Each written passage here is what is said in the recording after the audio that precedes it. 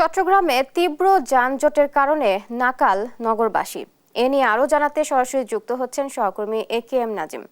নাজিম, তীব্র যানজটের ফলে সাধারণ মানুষের জীবনে কি প্রভাব পড়েছে এ বিষয়ে বিস্তারিত জানাবেন। যানজটের কারণে নাকাল নগরবাসী, কারণ গত বছরের পর বছর চট্টগ্রাম শহরে যতই উন্নয়ন বাড়ছে এবং সড়ক প্রশস্ত হচ্ছে, ততই কিন্তু যানজটের যে ভোগান্তি সেটি দূর হচ্ছে। কারণ সকাল থেকে যখন বেলা বাড়ার সঙ্গে সঙ্গে নগরীতে যতগুলো গুরুত্বপূর্ণ পয়েন্ট রয়েছে, সবগুলো পয়েন্টে কিন্তু যানবাহনের যে দীর্ঘ সারি সেটি ধীরে ধীরে বাড়ছে। আমরা এখন রয়েছি নগর নিউ মার্কেট এলাকায়। এখানে কিন্তু বেলা বাড়ার সঙ্গে সঙ্গে সড়কের যে যানজট সেটি কিন্তু ধীরে ধীরে বাড়ছে। তার অন্যতম কারণ হচ্ছে যে সড়কের আশেপাশে যেখানে সেখানে কিন্তু গণপরিবহন গুলো যত্রতত্র যাত্রী ওঠানামা থেকে শুরু করে অবৈধ ফিটনেসবিহীন গাড়ি চলাচলের কারণে মূলত এই যানজটের অন্যতম কারণ বলে মনে করছেন নগরবাসী। আরেকটি বিষয় হচ্ছে যে যেটি আমরা দেখেছি, সড়কের দুপাশে কিন্তু কিছু ভাসমান দোকান বসার কারণে এবং হচ্ছে যে আপনার যেসব অবৈধ ব্যাটারি চালিত রিক্সা কিন্তু চলাচল করে, সেগুলোর কারণেই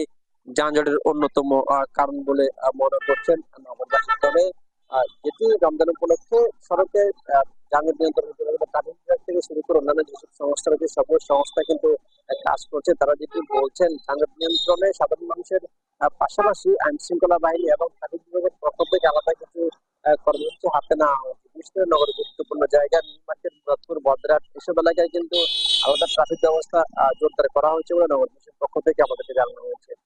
যানজট নিয়ে চট্টগ্রাম থেকে এই ছিল সর্বশেষ। নাজিম, আপনাকে ধন্যবাদ।